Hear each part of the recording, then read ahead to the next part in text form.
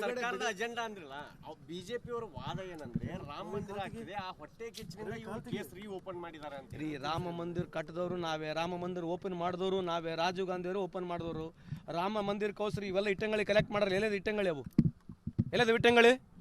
Rama ಮಂದಿರಕ್ಕೋಸ್ಕರ ಇಟ್ಟಂಗಳಿಗೆಲ್ಲ collect ಮಾಡಿದ್ವು. ಎಲ್ಲೆಲ್ಲ ಇಟ್ಟಂಗಳಿ ಎಲ್ಲದವು? ಲೆಕ್ಕ ಬೇಕಾ ಬೇಡವು? ಎಲ್ಲದ ಮತ್ತೆ ಲೆಕ್ಕ ಕೊಡ್ಬೇಕಲ್ಲ. ಸುಮ್ಮನೆ ಹೋಗ್ರಿ. ಏನ ಈಗ ಚುನಾವಣೆ ಬಂದವು ಮಾತಾಡ್ತಾರೆ. ಮತ್ತೆ ಇಷ್ಟು ವರ್ಷ ನೀವ್ಯಾಕೆ ಕೇಳಲಿ ಈ ಪ್ರಶ್ನೆ ರಾಮ ಮಂದಿರ ಬಗ್ಗೆ? ಈ ಚುನಾವಣೆ ಬಂತು ನಮ್ಮ 3-4 ತಿಂಗಳ, ಈಗ ಮತ್ತೆ ಐತೆ ರಾಮ ಮಂದಿರ. ಚುನಾವಣೆ ಆದ್ಮೇಲೆ ಕ್ಲೋಸ್ ರಾಮ ಮಂದಿರ. ನೀವು ನೋಡ್ಕೊಂಡ್ರೆ ಸಣ್ಣದಿಂದ ಏನು ನೋಡ್ಕೊಂಡ್ ಬಂದಿರಲ್ರಿ ನೀವು ಕೂಡ? ಅಲ್ರಿ ನೀವು ಕೇಳ್ಬೇಕು ಅವ್ರಿಗೆ.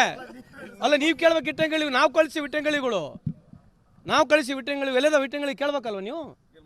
ಅದು ನೀವು ಕೇಳ್ಬೇಕು ಅವ್ರಿಗೆ. ನಮ್ಮನ್ನ ಯಾಕೆ ಕೇಳ್ತೀರಿ? ಈ ಒಂದೆಷ್ಟು 10 ಸಲ ಕೇಳ್ತಾರೆ, ಅದನ್ನ ನೀವು ಕೇಳ್ರಲ್ಲ. ಸಂತೋಷ್ ಲಾಡ್ ಅವರು ಇಟ್ಟಂಗಳಿ ಈ ದೇಶದ ಜನರು ರಾಮ ಮಂದಿರ ಹೆಸರು ಕೊಟ್ಟಿರ್ತಕ್ಕ ಇಟ್ಟಂಗಳಿ ಎಲ್ಲಿದಾವೆ? ಎಲ್ಲದ ಇಟ್ಟಂಗಳಿಗಳು ಹೋದವು?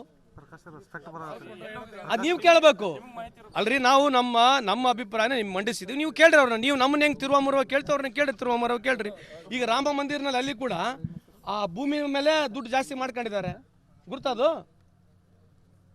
ರಾಮ ಮಂದಿರ ಮೇಲೆ ಅಲ್ಲಿರ್ತಕ್ಕಂಥ ಒಬ್ಬರು ನಮ್ಮವರೇ, ಆ ನಮ್ಮ ರಾಮ ಮಂದಿರ ಇರ್ತಕ್ಕಂಥ ಪದಾಧಿಕಾರಿಗಳೇ ಕೋಟ್ಯಾಂತರ ರೂಪಾಯಿ ಅದರಲ್ಲಿ ಲಾಭ ಮಾಡ್ಕೊಂಡಿದ್ದಾರೆ. ಅದ್ರ ಬಗ್ಗೆ ಕೇಳ್ಬೇಕಲ್ಲ ನೀವು. ಅವ್ರದ್ದೇ ಸರ್ಕಾರ ಐತೆ, ರಾಜ್ಯ ಸರ್ಕಾರ ಅವ್ರದ್ದೇ ಐತೆ, ಕೇಂದ್ರ ಸರ್ಕಾರ ಅವ್ರದ್ದೇ ಐತೆ. 17 ಲಕ್ಷ ರೂಪಾಯಿ ಜಲ್ದಿ ತೊಗೊಂಡು ಸರ್ಕಾರಕ್ಕೆ 3 ಕೋಟಿ ರೂಪಾಯಿ ಮಾರ್ತಾನೆ. ಇವನ್ನೆಲ್ಲ ಯಾವ ನೀವು ಪ್ರಶ್ನೆ ಕೇಳಲ್ವಾ?